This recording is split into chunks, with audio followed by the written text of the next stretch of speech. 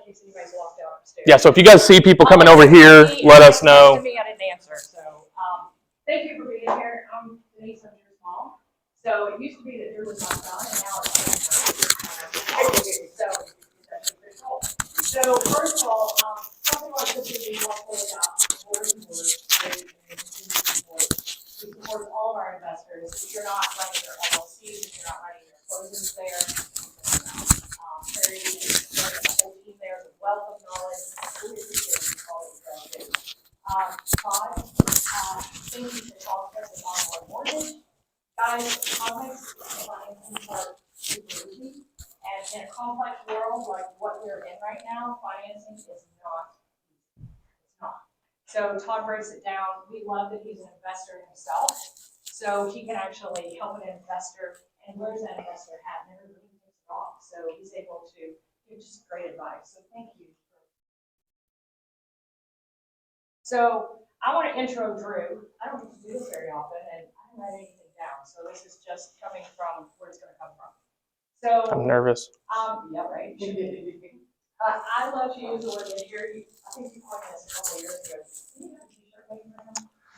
You should have wore it. So Drew went to college, and his last major was going to be math, and it was math. He loves math and information.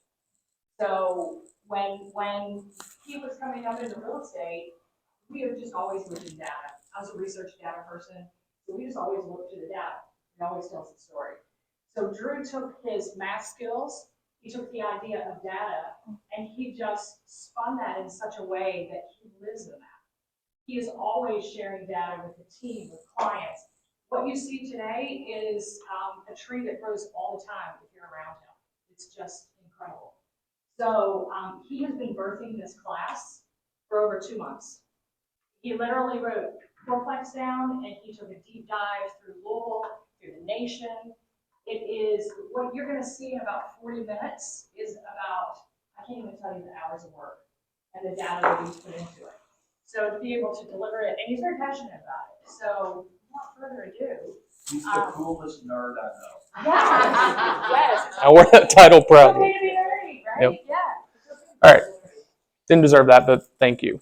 So like I said, this is going to be a discussion. At no point are you not allowed to interrupt me, ask questions, give your own input, because again, what will make this a great turnout is when everybody starts sharing experiences, right? So that's the first thing. If I talk this whole time, it's a massive failure in my book, right?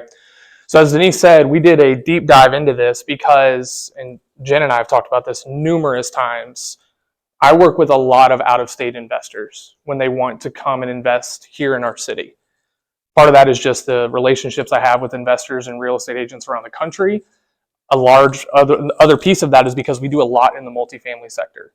And if you don't know how big multifamily is, I urge you go do your own research. You're going to get a lot of data tonight, but definitely go look at that. So what prompted the class was I would talk to all these out-of-state people, and they would go, oh my gosh, I found you on Google, not me, but Louisville. I found your market on Google. I cannot believe how many fourplexes you have. And I cannot believe the cap rates I can get when I buy them. Because it's one thing to buy a property, renovate it, up the rents, and do a value add that way, right? Does everybody understand that concept, right? That's one that's on YouTube quite a bit, so you've probably heard about that. What they didn't understand is how they could just come into the market, buy an already cash flowing fourplex, and not need to do anything. And that, I think, for something as a local, I know I took it for granted until I started working with all these people. And all these people around the country are telling me what their market is like.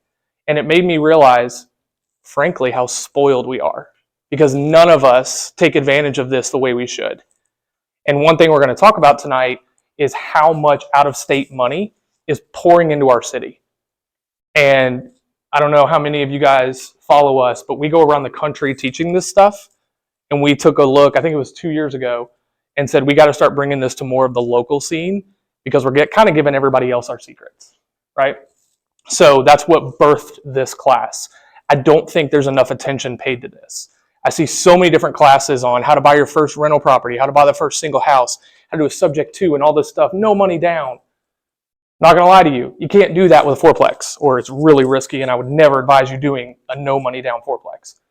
However, The fourplex, once you understand it and you see how powerful it is, it can absolutely change the future trajectory of what you're trying to do. So before I even started this class and really dove into the numbers, I knew something wasn't quite right. Right, again, most of my clients are investors. I do residential too, but most of the people I work with are investors. And they will look for single-family homes. Who's been single-family investor? Raise your hand. Is it the same as when you started? No. What's different? Cost of Everything. Love that answer. Cost of what? maintaining insurance, everything, mortgages. I mean, you already locked in on mortgage. Daily maintenance, Mm-hmm. insurance and all that. What else has changed?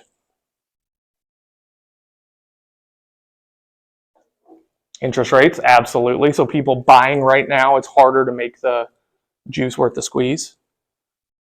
What about prices of homes? Have they changed a little bit?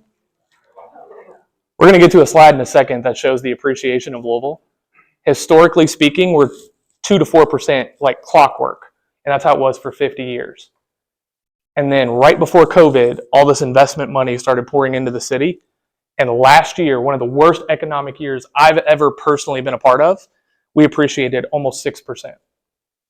More than double our average yearly total. And we're going to get to why in just a second.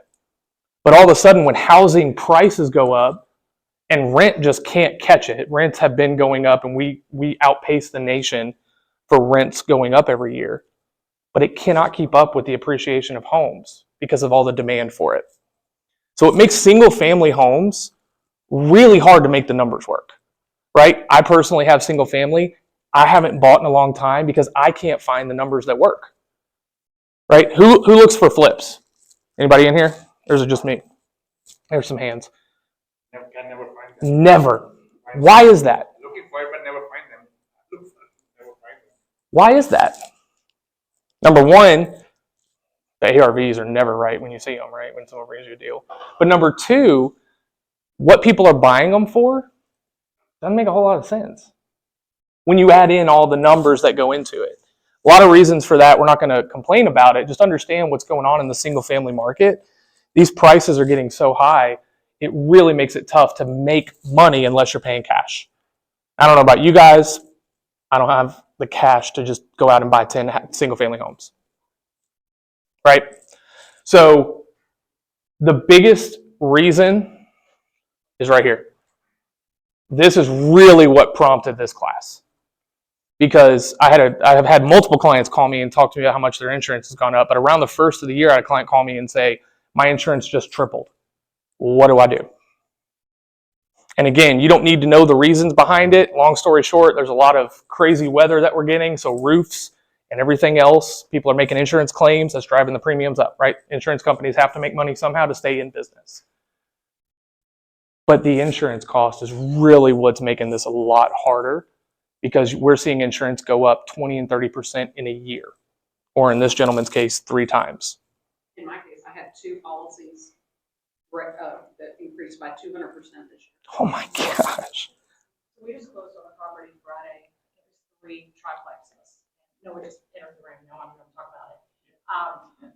The buyer that bought it, she's out of state, that bought his properties. She's paying more than double what no one was paying on the same properties for insurance. Makes no sense. But there's an important lesson in what she just said. An out-of-state person is paying double what someone who lives locally would pay because of the risk that's associated there, right? If you live in the city that you're investing in, you get a break. You're not as risky, right? But if the out-of-state people are willing to pay that, that's where I think our market's gotten just a little spoiled, right? So we do at some point need to understand and realize where we are, and we got it pretty darn good, and we have for 50 years. This is just us catching up with the rest of the nation, right? So this is not in any way complaining about where we are. It's just understanding where we are.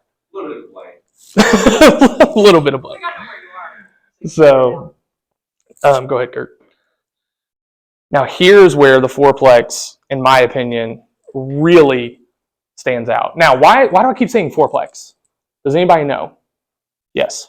You have 5 or more than So you can go up to 4 units with a residential loan. Now, why is a residential loan important, Todd, the money guy?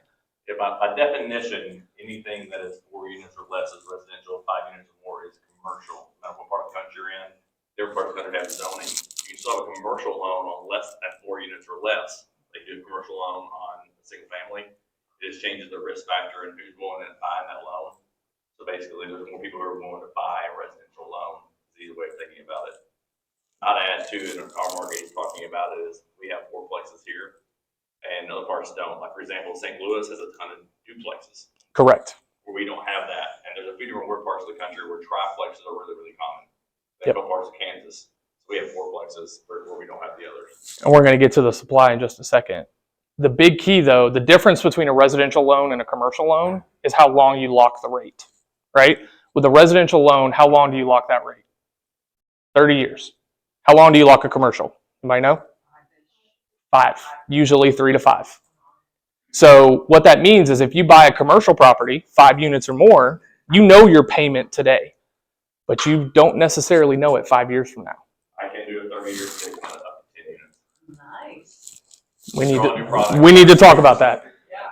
But that is absolutely crucial that you know what your actual mortgage payment is going to be for 30 years, right?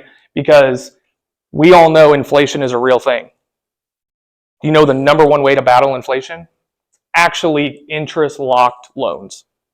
Because that payment doesn't go up, but the amount of dollars that you make does go up. So it actually becomes a lot more affordable over time. So that's where it becomes really, really cool. The reason for 4 versus 2, you just get more money, you get more bang for your buck, right? You get 4 units as opposed to 1. So where this really hits home, I'm going to skip a couple, Kirk, and then come back. If you can go forward, I believe it's 5. Okay, I'm a little further than I thought. Keep going. One more. Actually, one more. There we go. One more, sorry. Insurance. So think about it like this. I have a single family home. I'm paying $195 a month, right? If I get a 40% increase, I just told you this one guy's called me and his tripled. So 40% is not crazy. By the way, you should do this on any property you're buying. It's called a stress test. It says, okay, what happens if my expenses go wonky for any particular reason? This is something I would highly encourage everybody to do. So you have a $195 a month payment. If it goes up 40%, it goes up $78. You have to now go to your tenant if you want to make the same money and have them increase their rent by $78. You ever tried to increase rent? Goes smooth every time, right? That's easy.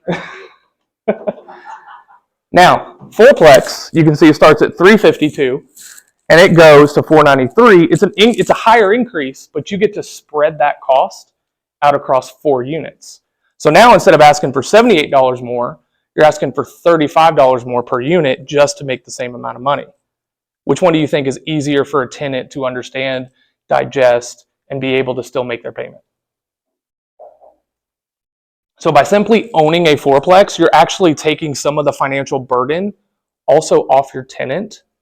And if you're a good landlord, you should be thinking about how to make things easier and better for your tenant as well, right? We are all here to make money, but we find that when you take care of people at the highest level, the money tends to show up, right? Is all of this tracking? You guys are way too quiet. Oh, I think they just went. Jen, can somebody? So this has been the biggest expense change in the last few years.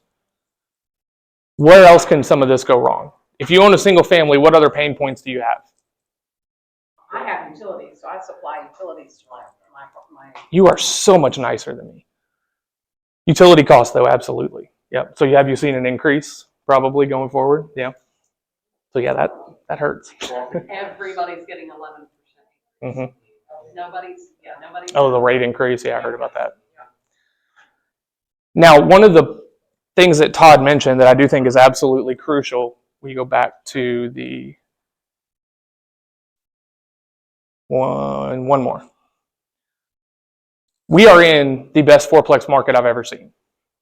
I mentioned I traveled the country and I teach different investors. I have yet to see a market anywhere close to ours, specifically with fourplexes. The also beautiful part about this is I'm talking about brick fourplexes. And again, if you own property and some are brick and some are vinyl, you know how much better brick is, right? so much less maintenance, and so much more sturdy. So the average city across America has 3 to 4% of their homes, of their living units, being fourplexes. We have 8 to 10%. Why is that important? Does anybody understand the importance of that? Supply and demand. So we have more supply. Demand is constant, but not really crazy. So that means that's part of the reason our price does not go crazy, right? Because we have the supply. That as more and more people start to figure this out, which we're going to talk about again in a second, we can eat some of that appreciation that's going to come from that increase in demand. And we're going to talk about whoever said appreciation in fourplexes. We're absolutely going to hit on that. What else do you guys notice here? Specifically when it comes with the amount of fourplexes that we have. What would Todd be interested in? Definitely rentals, you're right. So as a lender, he's looking at comps. Have you ever, again, I saw a lot of agents in the room, a lot of investors. You ever had a house that was hard to comp? Or you ever had a comp that came in and you're just like, I don't know what you're looking at, dude. And the appraiser said, I don't have enough data points. That's not as risky here as it is around the country. So what does that mean for the lenders of the world who might not be local, but they have a local person like Todd who can do their work for them? That means that it's less risk for them to lend on a fourplex here. I can't tell you how many times we get calls from brokers, from lending brokers, saying, do you have any fourplex deals? We need to put some on our balance sheet. Banks love fourplexes. So if it's good enough for a bank, why isn't it good enough for you, the investor? You guys are way too quiet. We're going to get to that in just a second. You house hack and fourplex and you live in one of them, what difference in interest rate versus not house hacking? Yeah, great question. I think when he's going through, I think 4 people didn't directly say house hacking, but they mentioned something house hacking. So one, by definition, I believe in talking about house hacking, so that's why I'm investing literally every day. Half my day is while I'm investing. By definition, house hacking is not investing. Start with that. You're buying the primary home. So buying fourplexes could be done a variety of ways. It doesn't have to be a fourplex. It could be a 2 or 3 unit. You can house hack a house. A variety of things. It's a whole other class. I think you're not going to be teaching. Yeah. But on the fourplex, you're buying it. You're going to move into 1 unit. So you're living in unit 1. You're renting 2, 3, and 4. So you're still a landlord on unit 2, 3, and 4. The difference is instead of having a 20 or 25% or greater down payment, you're going to have a down payment of traditionally 5%. So if you use conventional, for example, you have a 5% down payment on the conventional, and you're going to get a primary home interest rate versus an investor interest rate. So like putting like real life terms, like today, it's assuming like you're well qualified, 780 credit, the whole deal. So you're buying something for $400,000. You put 25% down on conventional. So you put $100,000 down. 5%, you're only putting 20 grand down. Instead of getting a rate that's going to be around 7% or so, you're going to get a rate in the low 6s. On top of that, your insurance will also be less with some insurance providers, not with all. Drew, did the other 3 units cover the whole mortgage? Absolutely. So one of the things we're going to talk about, when you do this the right way, about 2.5 to 2.7 of those units should pay for the expenses in the mortguage. So we always say that usually that 4th unit is where your profit is. I'll throw out there too, not against today, because it's a whole convoluted, weird guideline. You can do a house hack using an FHA loan and only do 3.5% down payment. But there's something called a self-sufficiency test. That means that the other 3 units must cover all expenses and so on and so forth. That's why a lot of people don't talk about it, because they realize that the math doesn't always math out. It gets really, really close. And sometimes you run into problems. So it's always best to assume the conventional route. If you can go the FHA, we go that route. That is options is very rarely used. I have a question. Sorry. Can you house hack with your kid going to college? Can I buy a fourplex and put my kid going to college in there? Does that qualify? Short answer is yes. They're going to be the borrower, and you're going to be called as a non-occupying co-borrower. There's no such thing as co-signers in mortgage lending. It's a non-occupying co-borrower. I'll throw another added thing is on fourplex, but a change was made, pretty cool to know, Harry, about 6 weeks ago, 8 weeks ago, that Kentucky Housing Corporation, KHC, now will allow you to do a duplex with their financing. I heard about that. Yep. Massive change. So you can house like a duplex using down payment assistance here in Kentucky. Can't do a three or four You unit. can't. You go up to 4. That's right. It's just a And there's duplex. a long list of weird rules. I don't know my memory, but it is a possibility. That's really more for the agents in the room. Yep. So the answer to your question is yes. Your child would have to be the borrower, you would be on one list, not second. They can literally be on there and literally their credit's gonna be used. They can have like no income, doesn't matter. It's gonna be their credit. And then it's gonna be the lower the 2 middle scores and your income. So both credits, both debts come to the table, but your income will be used to qualify. And there's some other things you can do in situations that get complex. That's a whole different topic.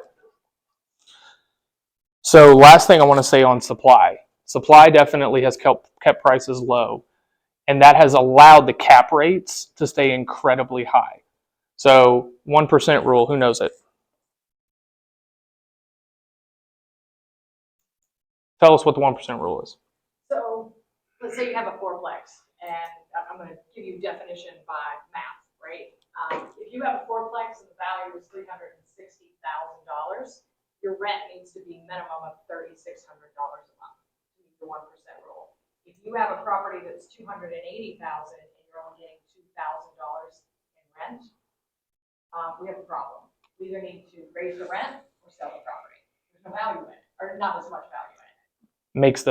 If you have debt on the property, it makes it tougher to do. So the 1% rule is a great, really quick way to check to see if the numbers work. Todd mentioned it's about 7% for the rate. If it's the 1% rule, which basically means 1% of the total price is what the rent is per month. So essentially think of that as 12%, right? 1% per month. Well, the average expense ratio is about 35%. So for a normal fourplex, if it's hitting the 1% rule, the cap rate's about 7.5, a little bit higher than that. If rates are at 7%, that means if you're not at the 1% rule, you're losing money every month. When was the last time you saw a 1% rule single family home rental available? Not in the West End.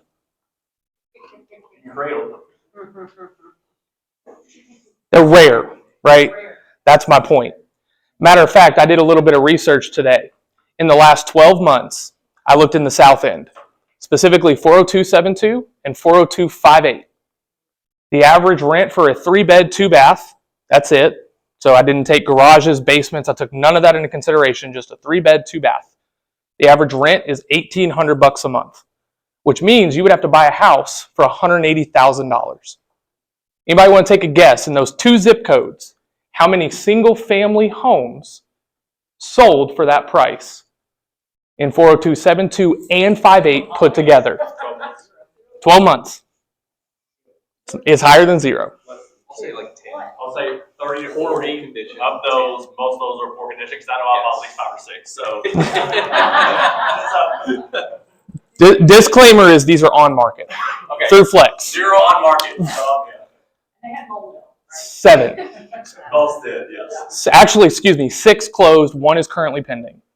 Only 2 of those did not need renovation to be rented out, which means 2 houses that you could just buy and rent out hit the 1% rule on the MLS. Now, some people I know, they're like, oh my God, don't ever look at the MLS. I get what you're saying. I'm not one to ever turn off any kind of funnel that's going to potentially bring me a deal. And the MLS is actually a great tool for measuring the market. So we don't want to ignore that, right? But we do know if you get them off market, you're probably getting a better deal. That's 100% true. So I'm not going to sit here and say only 2 of them were the only ones that sold. Apparently Todd's been buying them all. However, what about fourplexes on the market in 40272 and 40258? How many do you think sold in the last 12 months? 5? 0? 22? Just 4 places in general. Let's see the codes. Fourplexes that hit the 1% rule when you buy them. Well, first of all, it's impossible to know because the rail's not public knowledge. So the answer would be. I went through what was available. That's true. What was available? I would say close to 20. On the market, there were 7. Same number as single family, but I won't say none of them, they were all already at the 1% rule. So I'm sure they needed value add, not all of them had pictures. I sold 3 of them. And then obviously we know there's more off markets and everything else. Like 8 that were there, but I think some of those were partially vacant. In some instances, they did the rule vacant. Yep. So of actually being a 1% buy it, set it, and forget it, you're not doing value add, there were 7 fourplexes in those 2 zip codes and 2 single family homes. And if you grew up playing sports or you watch sports today, you know the best ability is availability, right? And there is such a thing as opportunity cost.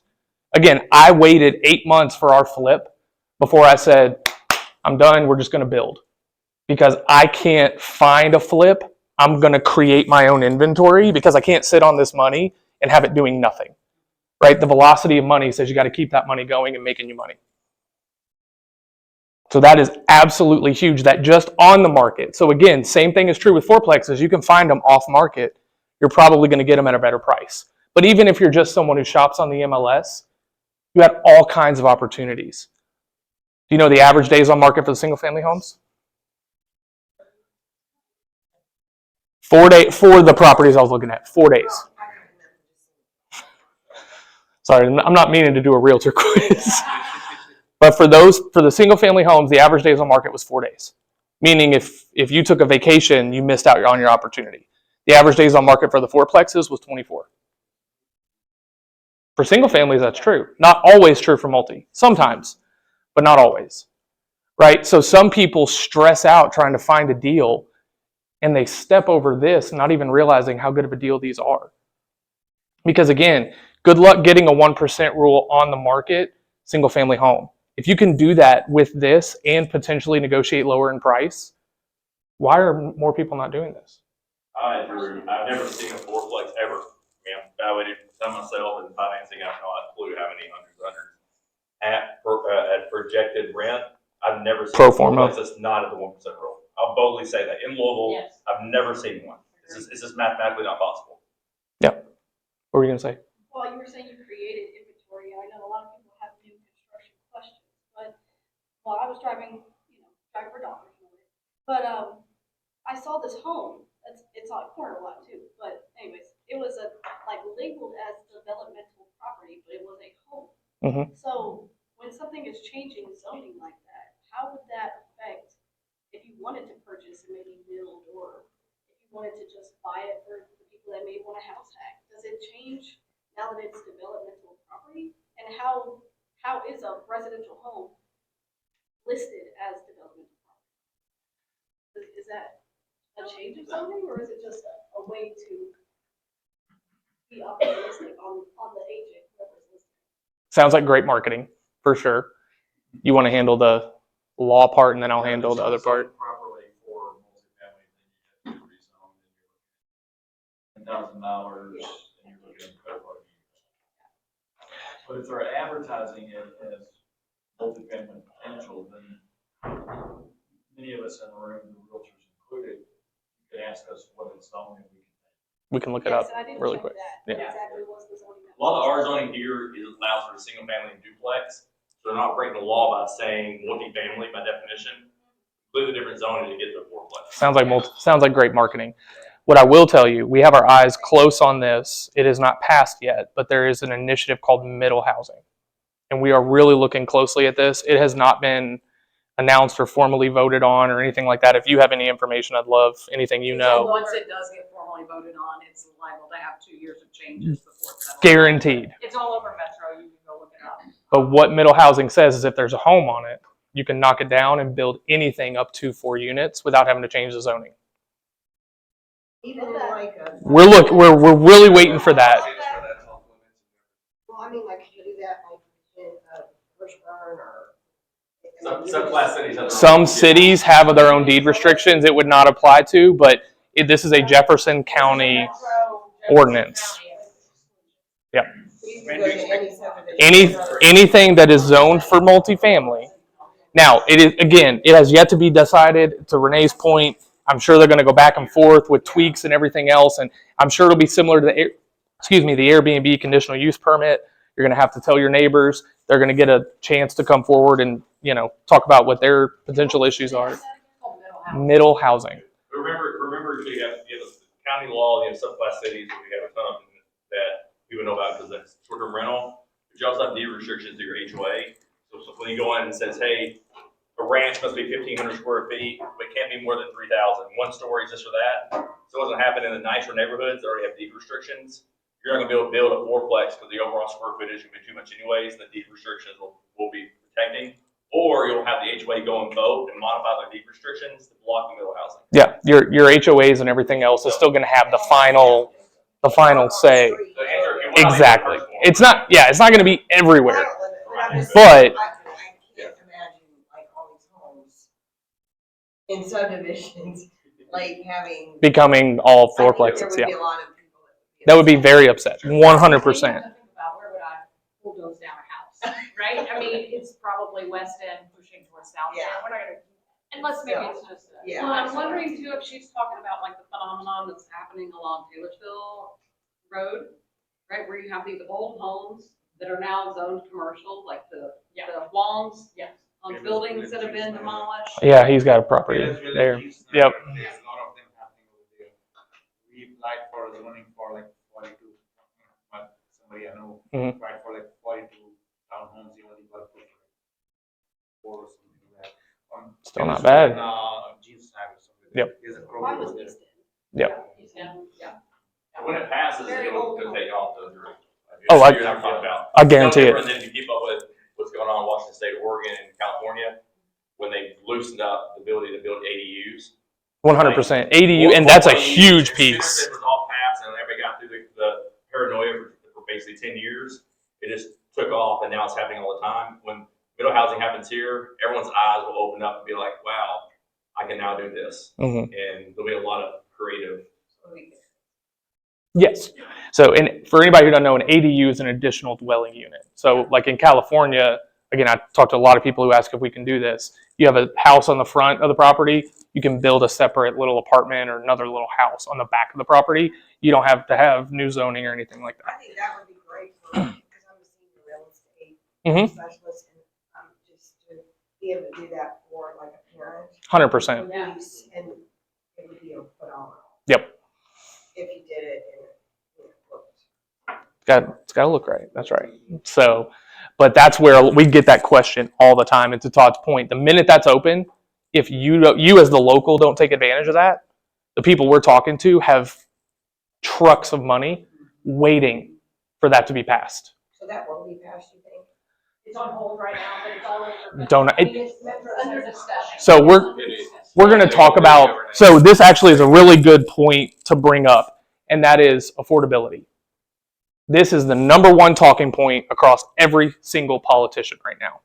Now, again, we're not going to get too in the weeds because, like Harry said, I am a huge nerd, and this is where I could go from cool to boring. However, long story short, back in the crash, home builders went out of business, and we are missing about 1 million homes nationwide. So with rates doing what they did, some markets were hit really hard. The markets that were hit the hardest were the markets that are hardest to afford. California, Florida, New York, places with higher cost of living. Or secondary housing, that's right. We, like I said, appreciated almost 6%. How did that happen? Because a lot of people are looking at affordability, and with remote work, guess where they're moving? Here. So you have investors pumping money here. You have people moving here because we're more affordable and they can work from home. And then you have all these other startups that are starting to move here, right? So back in 2016, we went and studied Austin, Texas, because they were going through a boom that just recently ended. The city of Louisville, thank you. We studied them for 3 months, figured out what they did, brought that knowledge back, and by 2019, we were outpacing them for growth. Now, that's not saying we were doing better than them. They had just gone up so much. But what it proved is their models that we learned from them worked. It's not hard. It's not complicated. It's get in front of the job market and where it's going and attract those people. That's what we're doing. We're attracting the artificial intelligence. We're the number one healthcare hub in the country. Forbes has dubbed us the aging capital of the world. You probably know this because of all of the senior facilities that we have. So you have all of these mixes that are bringing so much demand to our city. And with affordability becoming all of the main issues, matter of fact, you're looking for a house-to-house hack. You said that. Why are you looking for a house-to-house hack? Was it you? I'm sorry. Yeah. Reagan.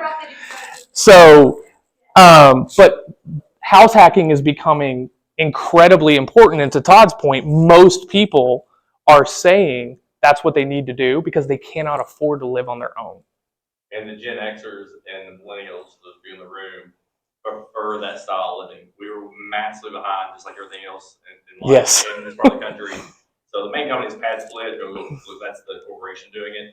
But in other markets, it's like there's a massive demand for it, and it's not, hey, I just want to do it because I can't afford the $2,500 apartment, so I want to go ahead and do a room rental for half that. They want to live in that environment. Yes. And we're talking like work professionals making $200,000 a year, they can afford whatever they want, they choose not to buy a house, and they want to live and share a room. Like certain cities are massive for it, like Phoenix, Dallas, and Again, so all of we're these, not there yet. yeah, all of these technologically forward-thinking environments, which has not usually been us, but now it's becoming us. It was you who said you wanted to turn your home into a business. That's what it was. So this is exactly what you were talking about, right? Where income-producing home is now, go to the next one, I believe. A couple more. So as he gets that, right after the insurance one, Kirk. 3 more. There you go. Nope, back one. I think you went one too far. There we go. 39% of buyers are now saying rental income potential is very or extremely important when searching for a home. To Todd's point, 55% of millennials say that. 51% of Gen Z buyers are saying that. Remind me, am I a millennial or a Gen Z? I think you're Gen Alpha. That's the one. That's what my son is, right? But younger people are legitimately looking for multifamily properties to live in. So why am I bringing this up now? If you don't buy a fourplex in the next few years, what is happening to the single family market will happen to the fourplex market at some point.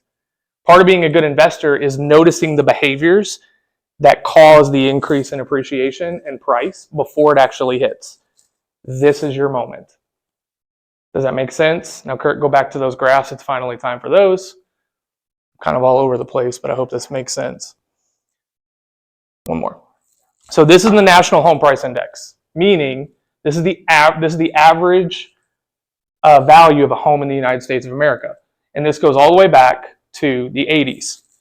So you can see, if you're an investor and your investment did this is the Great Recession, we know that during that 3-year period, people lost 27.2% of value in their home over that 3-year period, right? So nationwide, yep, that's the entire nation on average. Florida was worse, California was worse, New York was worse, but the nation as a whole on average lost 27% in value over 3 years. Kurt, hit once. Here's the price of Louisville homes. This is that same 3-year period. What do you guys notice? We fell 6% total. But look at that growth at the end. So this is year to date. So we're going to put them side by side in just a second and see which graph looks better. But what I wanted to point out is that, again, the rest of the nation took a nosedive during the Great Recession. We were fine. Now, we had people who shouldn't have got loans. We were affected that way. But what you heard about in Florida with their notes being called, and oh my gosh, I got to pay off my mortgage because I'm 20% underwater, that did not happen here. That only happened in those markets that took a nosedive in value of the property. So as an investor, the first thing you should look at is risk. Before you look at upside, this is my, Denise said I was passionate, this is the one that kills me the most. Because it is so easy to look at the upside and get those rose-colored glasses and try to make the deal work. If you analyze the downside first, number one, you'll buy a fourplex tomorrow. Number two, you won't make the bad deals work. And that's how you keep yourself safe. I can't find a better representation of how safe the Louisville real estate market is than this. Now, if we have multiple back-to-back-to-back years of 8, 10, 12, 20% appreciation, okay, let's start looking at other markets or figuring out how to diversify or whatever we need to do. But we're not there yet, guys. We are just starting. The demand is pushing everybody here. And just to Renee's point, these are those two graphs side by side. This is the nation. This is Louisville. Which one looks really exciting right now? I like our market better. Look at, that's what it's done just the last few years. The nation has kind of topped out a little bit, and it's going to go down because affordability is going down. All this making sense? Yeah? All right, we're going to fly through the rest of it. Right there. So here's a breakdown of a single family home and a multifamily home. Now these numbers are just pulled up, but this is how we would look at do a pro forma on a property. Does that make sense? So what I want you to see, single family home, we already talked about the type of property we're looking at, 180,000. Fourplex, I went up in price because what I didn't tell you is of those 7, 5 of them were 300,000 or less. The cheapest were 260, 280, and 300. And then you had one that was 405 and one that was 365. So we did 325 and said you had to go a little bit higher.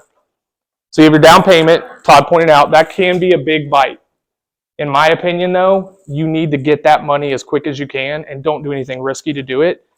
But I would rather save this than put this into a single family home, at least right now. So here's your monthly rent coming in, right? $3,600, that's $900 a unit, which is easily doable in 40272 and 40258, which is where these properties are located. Everything else is the same. Same ratio, same everything. Your profit, and this is actually a good one, on a single family home is $158 a month. What is the most common, do you think, number that we hear for what someone wants to make on a single family home per month? $200. Hear that all the time.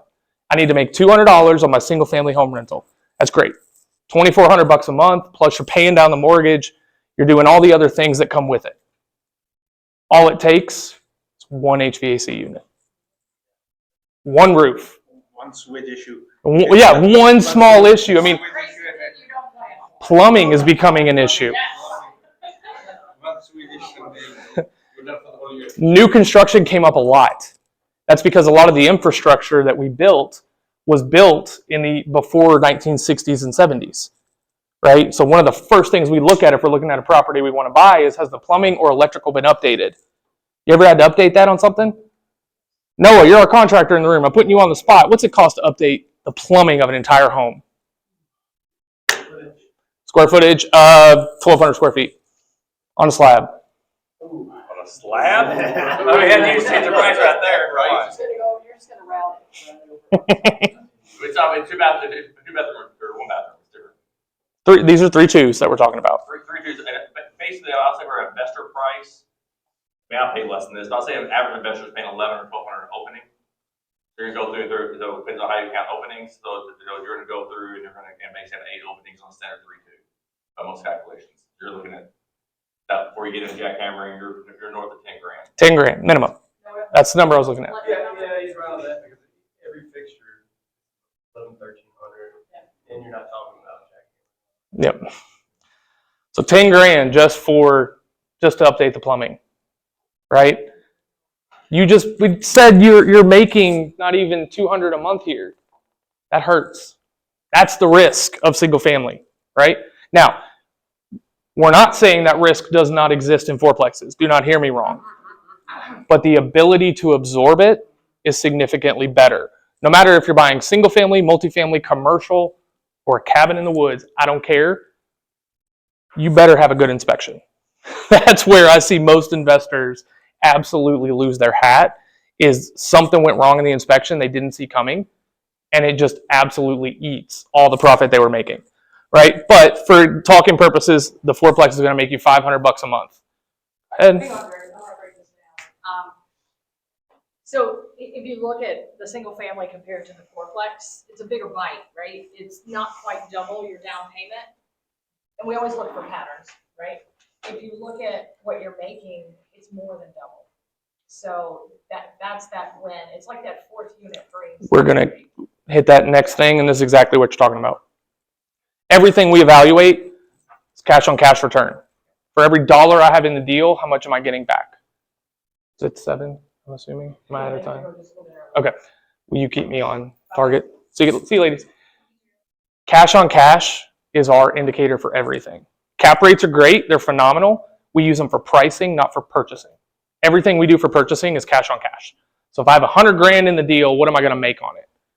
Well, you can see single family with those same numbers gives you about 5% on your money. Go buy a 30-year mortgage bond. Then you don't have the headaches, right?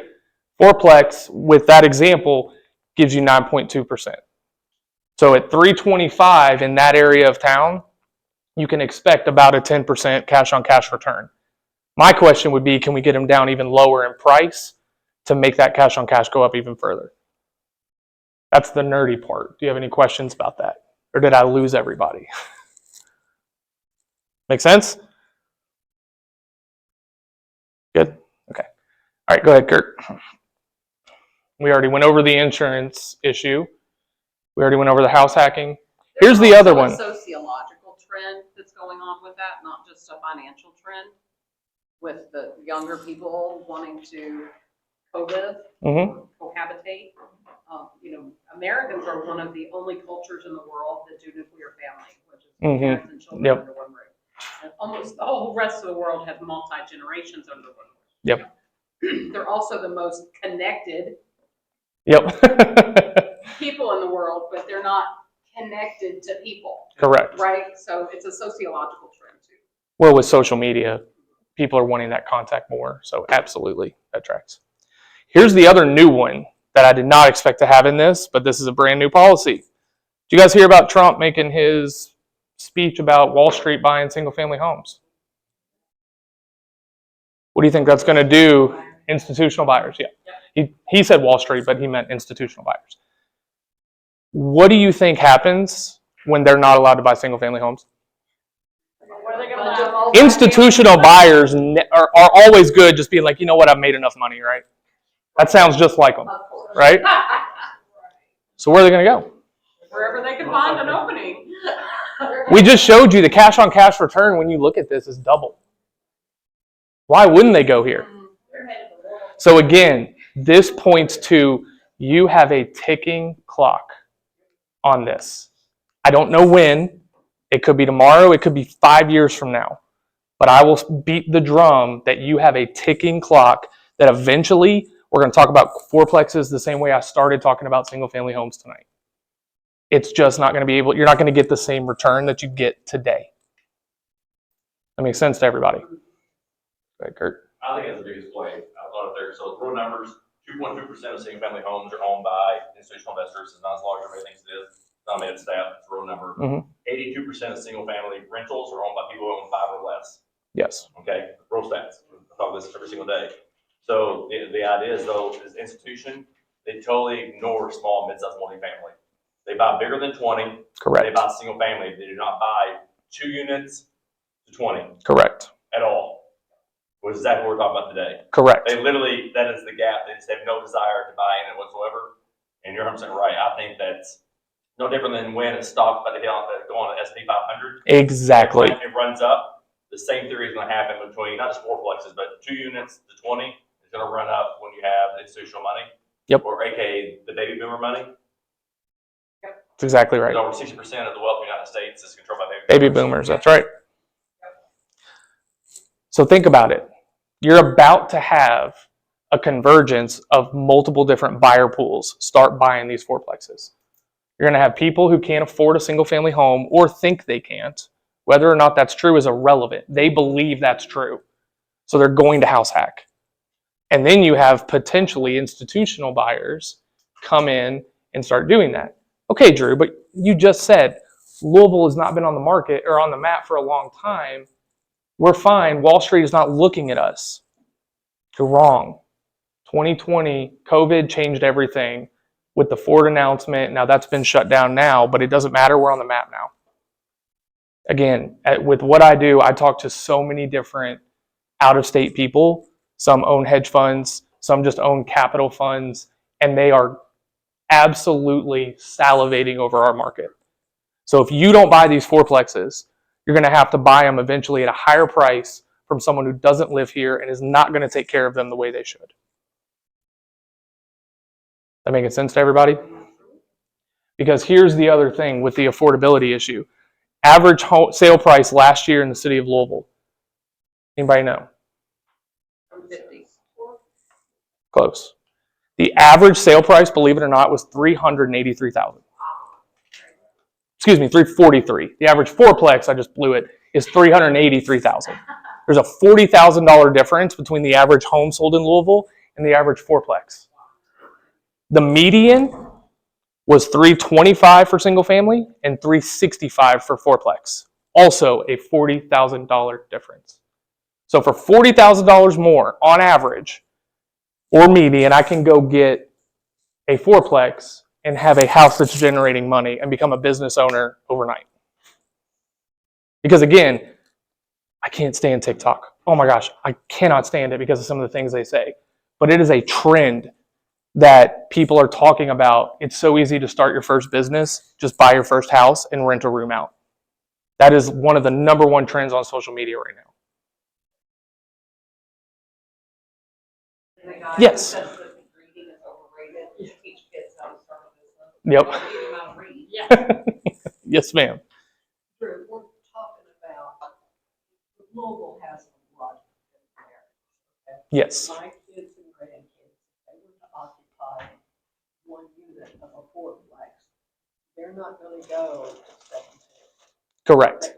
They want their piece of snow. Yep. They're gonna be out here. How much, how difficult would it be to build a fourplex in a side? Buy and build are two different answers. I'll give you the buy. So I think somebody was talking about the Highlands earlier. The Highlands is a great example. It was you, yeah. So we sold a fourplex on Ruble not long ago. And great location, very desirable. You can walk to a lot of different places. And that one we ended up selling for just shy of $600,000. The rent roll that we ended up selling it with was $5,200. Not quite the 1% rule, but you had room to go up if you wanted to. We mentioned earlier, normally it's 2.5 to 2.7 units will cover your expenses and your debt. That's going to be one where you might be coming out of pocket a few $100s a month. But explain what she's doing for strategy. She's taking it to middle or to midterm rentals to increase it. That was that particular buyer who bought it was going to go to midterm rentals to even increase the profit more. It's no different from having a Whole single other family, thing. 40215 at Churchill, it's got, it's a great return, or buying a property in St. Matthews, you're buying a property in St. Matthews for appreciation. For appreciation. Right. It's the exact same concept in a fourplex. The Correct. difference is, you may have to like lose money Yes. on a single family, and you know what I'm saying, where the stars align to break even, versus, okay, great, I'm gonna buy this and break even, but I'm getting the appreciation and the principal reduction on my mortgage. Well, and then the way Exactly what I'm looking for. Yeah. So if you have a fourplex, sixplex, 8, 10, or 12, each size, 65, I'm looking to buy like 100 units. There you go. So, yeah. The way that I would look at it if it were my child would be they can buy a single family home and have a $3,000 a month payment, $2,500 a month payment, or they can buy a fourplex and have a $500 a month payment. And then to Todd's point, every year, let's assume 2% of appreciation, because that was one of our between 2 and 4 for 50 years. 2% appreciation means they're making, on paper, but still making $12,000 just by owning that piece of property. And then they're coming out of their pocket $500 a month versus $2,500 if they owned a single family home. So it just lessens the burden, but they're still going to come out of pocket a little bit just because, to Todd's point, in that part of the city, it's harder to hit the 1% rule. Is it even possible to find things out here without building? Yeah, absolutely. But the ones that come out here, I mentioned the 4 days on market versus 24, they're going to be gone like that. So out here is more desirable. After today, I promise you, drive around, you'll start realizing. You'll notice them. You have no idea. You realize there's a mile stretch down Brownsboro Road where almost everything's a fourplex. You go over by Bowman Field, you turn out a couple different roads, you're like, holy hell. They're everywhere. All these fourplexes. You go over in a 1 mile radius of Heights Point, and there's probably 50 or 60 fourplexes. That's where I. Everywhere. 40218, 40219 Heights Lane. Yep. If everything is fourplex. Yeah, 40220, 40218, like, From 4 to 16 to 12, every ratio. They're everywhere. or you're driving on Westport Road, as you get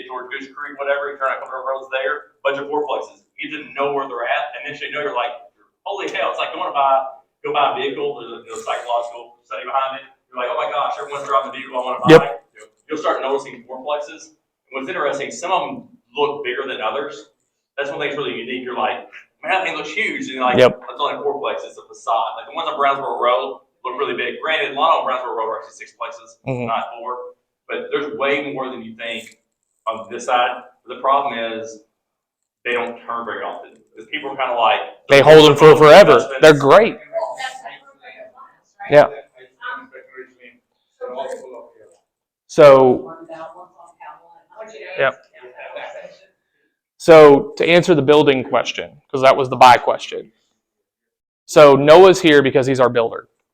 And we are finalizing some cost, but we think we're going to be able to potentially come in somewhere between $300 and $350 to erect a fourplex structure. So then you got to be able to buy the land. But like I just said, the average fourplex right now sells in Louisville for $383,000. So you're looking at potentially building one for the same price as an aftermarket, where everything is brand new. You don't have the electrical and the plumbing issues. So stay tuned. We're not quite ready to roll this out just yet, but Noah is finalizing costs on everything. When that happens, we're going to have the ability to start building a lot of these fourplexes. And if that, with the zoning and everything else we've talked about, lines up, it's going to be a really exciting time. So, not even a little bit. Go for it. So, we talked about this in December, right, at Wire, just because of inventory.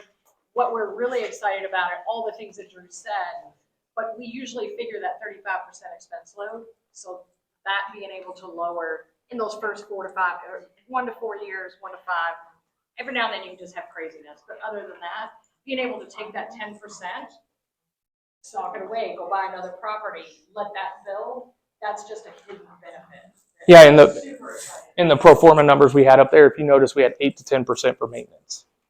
Theoretically, with a brand new building, you shouldn't have that. Don't have it be 0, but it should be significantly less than 8%. You know, I'm the doomsday girl. I have to bring the pen to stick in the balloon. Do it. You got to look at the risk. Don't forget your lead paint inspections before you buy if your property is built before 1978. That has not gone away. The only thing that has gone away is random inspections. No, we just had one. Now, somebody in the room just has one. Random or non-random? Random. No notification at all. We need to talk about it more. Yeah. Yep. You don't have to. So another one, lead-based paint, another risk, right? New construction, again, avoids that. We love it. Because again, if you can potentially hit the same numbers and everything is brand new, that's just more profit. Because like we said, less expense. And Drew, a couple things you didn't touch on, we're going, we sidebar. Yep. So back on the cash return, just for those that don't realize, just on like the Discord numbers on, on the single family versus the other. The other thing is too, obviously you have principal reduction and appreciation. Yes, 100%. So the principal reduction and the appreciation are also escalated on the fourplex. So you got to look at it. I'll look at everything 5-year horizon and say, if I buy this, what else is great in 5 years, whatever.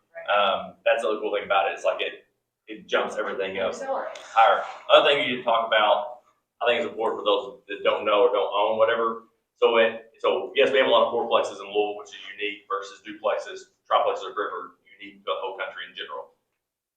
However, there's 2 different fourplex setups generally in Louisville. Most of them, I don't know, make this percentage up. I don't know for sure, but I'll say 80% are 2-1s, meaning 2 bedrooms, 1 bath. That's coming up. Yep. Okay, and then you have 1-1s. There's a difference based on what zip code you're in versus the dynamic that is there. Most would say, hey, 1-1s are people who it's temporary and they're transitioning, so the turnover is going to be higher. But then if you look at the stats for, housing from HUD, basically Section 8 and so forth, the biggest need is in 1 unit. 1 So bedroom. it all depends on the zip code you're in, and so forth. In other words, I'll put this: East End 1 bedrooms, which I own multifamily East End 1 bedroom, you're probably going to have turns more often versus you're on the South End or West End 1 bedrooms. Someone may live there until they die. You know what I'm saying? 100%. So that's the first hand me knowing that. Yeah. Whatever. So that's different because some parts of the country we don't have 1-1s, and we have 1-1s here. Correct. Yeah. 100%. Yep. right. rent. Give us one more, Kirk. All right, so we talked about why this window is not going to last. Right, this clock is ticking. We just don't know when. Again, there we go. 2 bedrooms dominate demand within the entire city. But to your point, and again, if you've been an investor for any time at all, you understand Louisville's weird. We don't group things by zip codes. We group things by streets. Right? This street's great. That street's not. This street's great. That street's not. This neighborhood is amazing. The neighborhood next to it sucks, or whatever it is. So don't blindly go into this and think just because I talked about, for example, 40272 and 40258, you can blindly buy in there and not have your butt handed to you. We go hyper level. You can. You can absolutely have your butt handed to you. So just because the numbers were thrown out today, don't just blindly go buy a fourplex. There's still a lot of other information you need to go find. That's where, again, figuring out who's going to help you with that is going to be absolutely crucial. But to Todd's point, most of the time in the city, 2 bedroom is going to do you really well. If you're in a high Section 8 area where there's a lot of demand for 1 bedrooms, you can make a lot of money doing that too. That's where you crush the 1% rule. We had someone, I'll never forget, 2 years ago, buy with the units making 1.8% per month, and the pro forma said it could go as high as 2.5. All they had to do was boost the rents. How is it just to boost the rents and not existing tenants who are already living in a multiplex? Is it really viable? People, it happens, or is just like, oh yes, you can increase the rents, but does it actually happen? It actually happened. 99% of fourplexes you're going to buy are going to need a bump in rent. That's just the reality of you're buying from people who love their tenants or they're easy tenants. They didn't want to bump the rent up and potentially lose them or whatever the story is. So most of the fourplexes will have under-rented properties, but you can still buy at the 1% rule, right? But is it too? So there's 2 strategies. They really depend on how far away you are.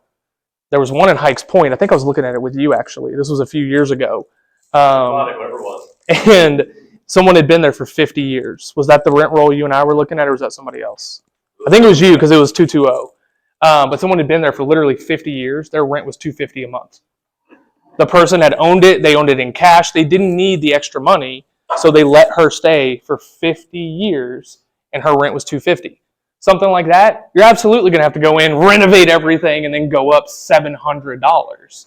But if you're talking about a $50 gap, typically what people do is they'll take ownership. Most of these are going to be month-to-month leases. Hey, I'm the new owner. Just so you know, I'm going to try to make things a little bit nicer for you. What that means is the next 3 months, we're going to take you up $25.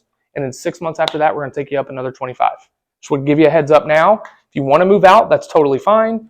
Let me know what you want to do in 30 days. That's the most common strategy we see. But if there's a wide gap, some people will just say, as they move out, I'm just going to renovate them and just bump it all the way up. Like gas prices. You don't like the gas prices, you drive down the street, you're like, wow, it's the same price, or it's 2 cents higher, or 3 cents lower. If they're moving somewhere else, like I bought a single family off market, you know, in PRP, whatever. I don't know what I paid for it, but it was a really good deal. and they've been there for 8 years. They're paying $700 for a 3-bedroom. A little bit of a deal. 1-year-old hot water heater. Everything else is complete deferred maintenance. So I went in and I'm renovating the entire outside of the house, and I'm like, I'm not gonna touch the inside. You can stay there. I'm making the rent to $1,100.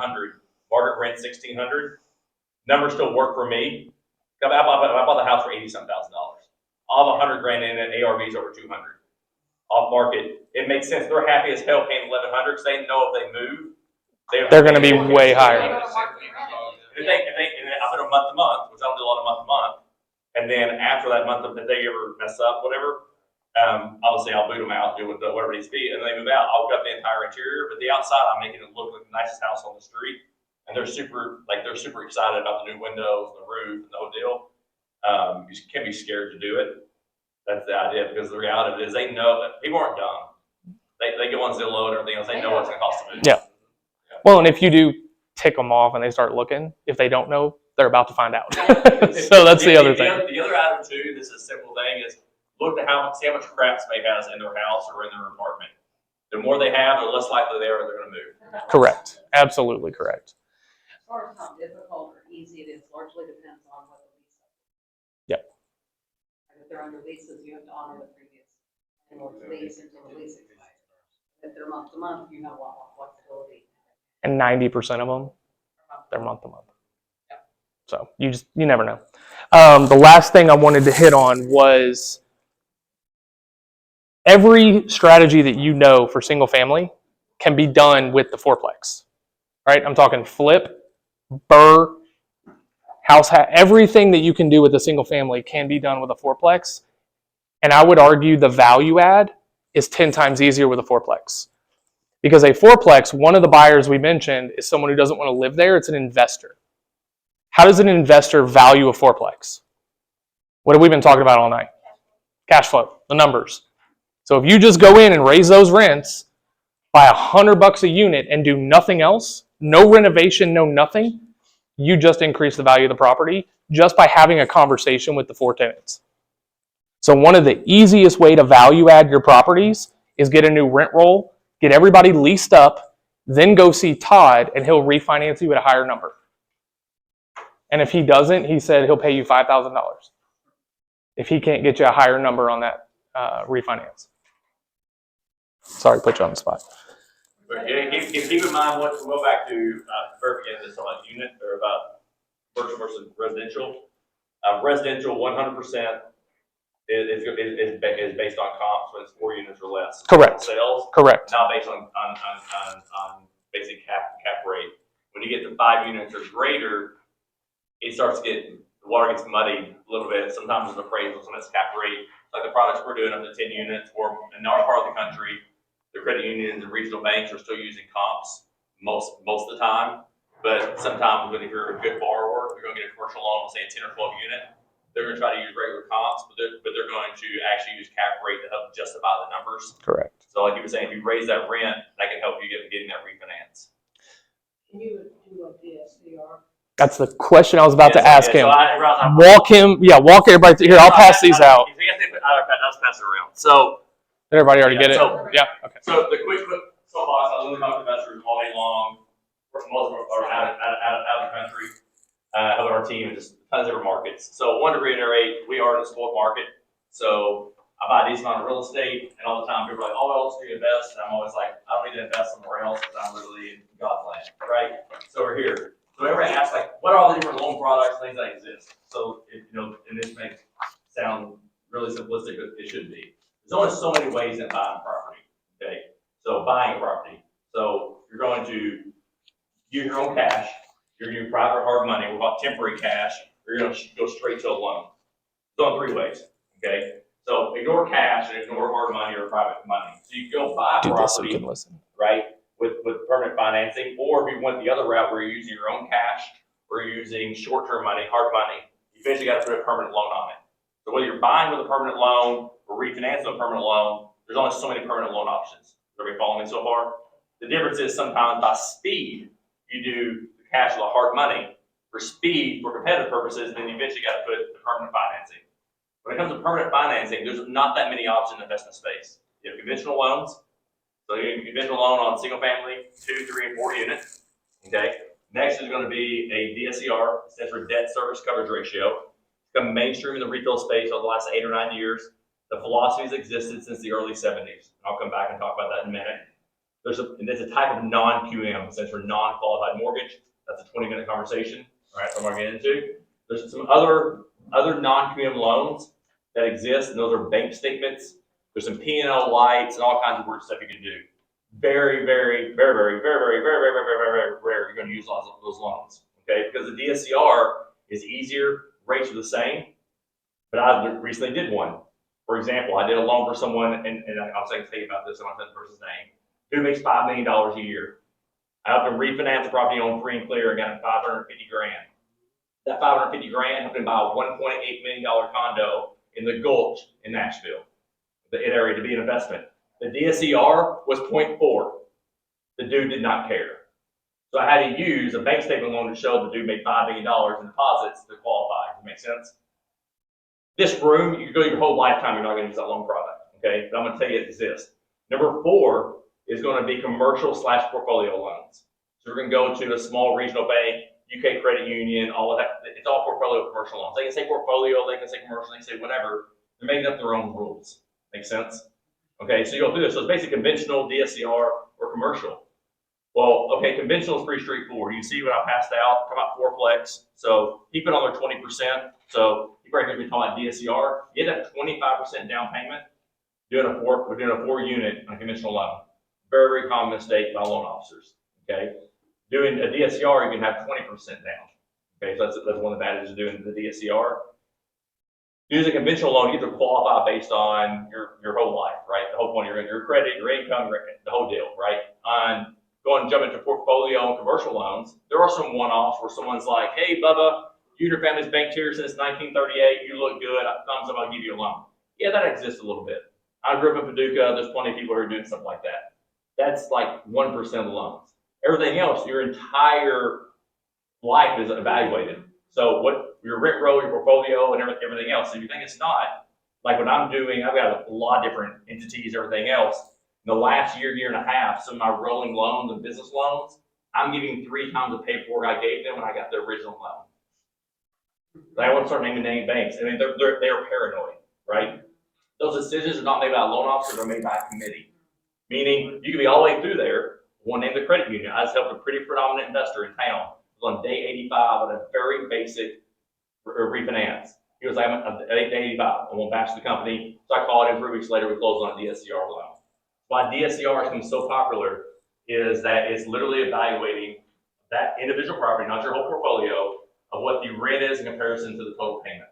So it's the PITA, principal, interest, taxes, insurance, association dues. Most of our city, we don't have association dues. So simple math would be $1,000 rent, $1,000 payment, the ratio is 1. Make sense? So in our market, anything you're going to buy as an investor is going to ratio. The only caveat is if you're going to buy a property where you've got a hired landlord, you're taking over an existing rent, that can come in. There's a tricks of the trade of how to get around that. But the reality is the DSCR allows you to scale unlimited properties, and so you can do smaller down payments. There's a lot of changes in the last year and a half in the industry. You can now do under 6% seller concessions. Conventional loans is 2%. You can do gifts. You can't do gifts at all on a conventional. Most of the time, you can't do gifts on portfolio or commercial. I've got options where I can do 100% gift. Drew and I work with a client where his plan, hopefully buy another property. He's out in California. Dude owns a bunch of breweries. Decided he's going to buy here, some more connection, but he's using 10% of his own funds and then 15% from his dad. The idea is he's going to keep buying property. His dad's going to gift him the money. So many things you can do to be creative. So the idea basically is you got decent credit, the property numbers make sense. In Louisville, they will. When you got the down payment, you can get the loan. It's literally that simple. And there's a bunch of options. We can talk about this for an hour because there's so many different caveats that have modified the last year and a half or 2 years. But if people think the DSCR sometimes is like a catch, why would someone do that? But the rates themselves, traditionally speaking, are going to be a quarter of 3 higher than a conventional loan. You can see the math. I did whatever I put on here, what Drew asked me to do. You can see the numbers. He thinks I went low on the insurance. No, I just said I went high. Yeah. So I'll put an expense factor of 0.85 on the insurance, meaning of the purchase price, 0.85 will be your value. Depends on the city, depends on if it's brick or it's not. But yeah, so even if you change those numbers, you can see on the math on here, whatever I put on here for the DSCR. So you're going to have 20% down payment. So using probably the middle one to be the best example, you got to scrape up $70,000 about a $350,000 house or fourplex, excuse me. I've got a $2,500 payment. The same off by a little bit, and you're at $2,700. You can quickly do the math. You're on any 2-1, even in the west or south ends, are in for $1,000 a unit Minimum. You're at $4,000. You can see the math. And then he didn't mention it, but something I teach our whole company on a regular basis. There's different age groups in here. If you got a nice 401k, do not withdraw from your 401k. It's a little different animal, different conversation. Or I get on a soapbox. But you can do a 401k loan. The standard in the United States is you can do a $50,000 loan in your 401k. Some are higher, but most of them you go click, and you get a $50,000 loan. That does not go against your debt ratio, even on a conventional loan. So you're looking at being like, well, how do I come up with that 70 grand? If you want to strategize, you can say, well, hold on, I can take $50,000 out of my 401k. I've got some money in the bank. Now I've got the down payment. I buy the fourplex. It's cash flowing $1,200 or $1,300 per month. I can pay my 401k loan back. Start doing the math. There's a variety of ways you can strategize to come up with that money. Well, and that's where Todd, being an investor himself, you can tell how much he knows. He can walk you through different scenarios to give that. But the most important thing that I heard what he was saying, and this is something that clients that him and I both work with say, it's hard to buy in Louisville where DSCR doesn't work, where the rent numbers don't work. Unless Again, you buy condos. I've been told condos, I can't condos, DSCR my condos it's because of the because I HOA. don't have enough The value. HOAs are a killer. Yeah. Something about the value, the Yep. diminished value, like. I'll make a bold statement, but everybody's got some. If you're an investor early in your career, do not, with $1,000, do not buy condos. Yeah. I'll leave I'm it an at that. anomaly. Don't follow my. They can work. Yeah. They absolutely can. But you really got to buy them right. And luckily, I'm never you did. interested in general. Lots of due diligence. And there's a lot more to it. That's another conversation. Condos, yeah. It goes back to insurance. Massive problems going on. People not having Ricky in unit number 13 paying the HOA. They're upside down. They're scared to raise the dues. Everyone's mad. There's a lot of issues. Insurance is not Yep. right. But again, the most important thing he said is almost our entire city works for a DSCR loan. We hear that all the time, that they can't make a DSCR loan work where they are, and they're so excited to come here and be able to use one. So if you're not familiar with it, get familiar with it. It's a great tool. Now, we are over time. We're going to hang out because if you guys want to keep talking and keep this conversation going, we can. However, before we do that, we do have, you can help us out and give us some feedback on the class. And if you do that and show us that you completed it, we're going to give away this bottle of bourbon. Ooh. These bottles of bourbon, excuse me. No. So the bourbon king of Kentucky. So the bourbon is Rabbit Hole Bourbon. And the cool part about this is we are actually, speaking of new construction, we're launching a new subdivision in Henry County. We didn't know it at the time, but the subdivision is going where Rabbit Hole used to grow their corn. So we love Rabbit Hole. They have been absolutely amazing to work with. And if you haven't tried it, you definitely should. If you're a bourbon connoisseur, if you're not, no big deal. But we are going to do 2 giveaways for that. And while you're filling that out, feel free, if you have any other questions, shout them out, or anything else you think we need to know. Drew, what's your favorite zip code? Oh, that's a loaded question. No, it is. That's why I asked you. Multi? Yeah, it's fourplex. What's your favorite zip code? And why? Probably right now, I would say 1-8. 1-8.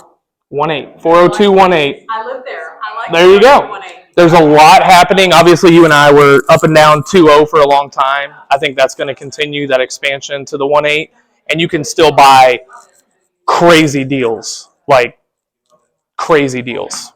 There's 3 on the market right now with 1% or above. One of them's at 1.25% that you buy at.